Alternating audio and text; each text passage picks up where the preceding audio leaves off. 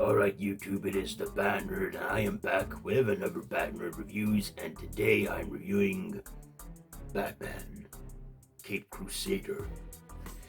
So this is a superhero noir, based on the DC Comics by Bill Finger and Bob Kane, and of course it stars the voices of Hamish Linklater, Jason Watkins, Eric Morgan Stewart, and Crystal Joy Brown.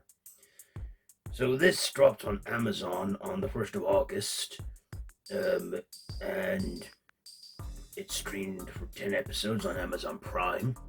And in this, it follows Batman, the Cape Crusader, solving crimes, busting bad guys. We get a few of the classic villains, including one villain that's got a complete retouch, like a gender change. Of course, I'm talking about the Penguin, which I actually did not mind. She was voiced by, that's it, Minnie Driver, and I thought she did a good vocal performance playing the female version of the Penguin. I mean, yeah, I guess it's okay every now and then to do a gender swap on some characters. No diversity. I mean, they make Commissioner Gordon in this a black guy, or at least dark-skinned. So, yeah, Bruce Wayne fighting the bad guys, doing his detective stuff. And we also get other, reoccurring, voice actors in there, like Jamie Chang and Christina Ricci. Jamie Chang does Harleen Quinzel, or Harley Quinn, as we find her in this, and Christina Ricci is Catwoman. Selena Kyle, and we get Dietrich Barber as Harvey Dent, aka Two-Face. So, in the episodes, the first one being called The Treach House, the Treacherous Water. That's the first one with the Penguin in. And then we got And Be a Villain, that has Clayface featured. Kiss the Catwoman, episode 3, with Catwoman trying to steal pearls. The Night of the Hunters, the streets of her regards. The Night Rider, which was a ghost episode. Moving Target, Nocturne, The Killer Inside, and Savage Night. And yeah, so we get some familiar faces in there, and we get Batman with the vintage noir. Now, I actually liked, we're on my likes and dislikes. I liked the noir detective setting of this series. It looked like classic comic book Batman, especially with the design of his suit and his mask. Reminded me of very classic Batman comics. We also see Alfred Pennyworth, who is voiced by Jason Watkins, who is a supporting character in this. We get Barbara Gordon, who is a lawyer at this point, but I'm assuming she's going to become Batgirl eventually.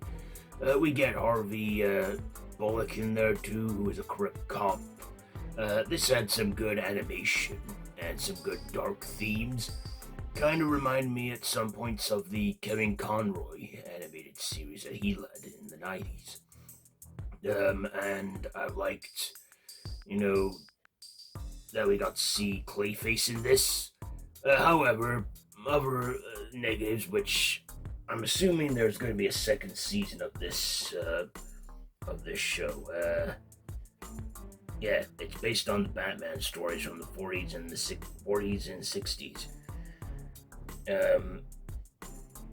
Yeah, I can't find anything on it saying there's been going to be a second season yet, but they definitely should do that. So, yeah.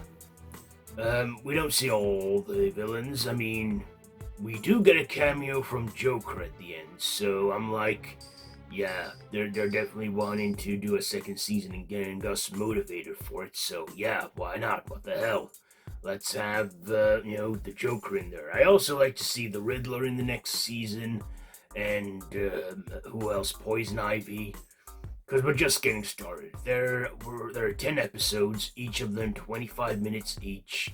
So it was a pretty easy watch. I watched it like in 2 sittings. I watched 5 episodes.